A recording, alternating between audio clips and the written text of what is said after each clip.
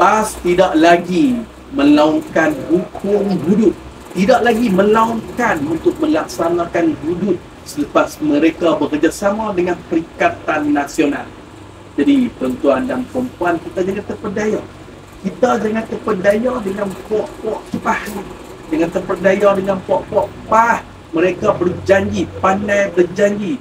Mereka laungkan untuk laksanakan hudud.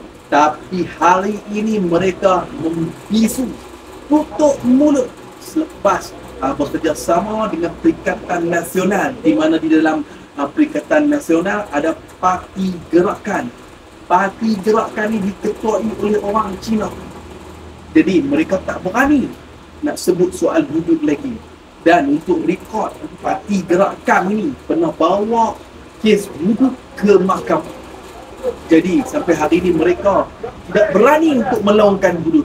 Itulah PAS, tuan-tuan. Jangan kita pilih parti sendiri, tuan-tuan.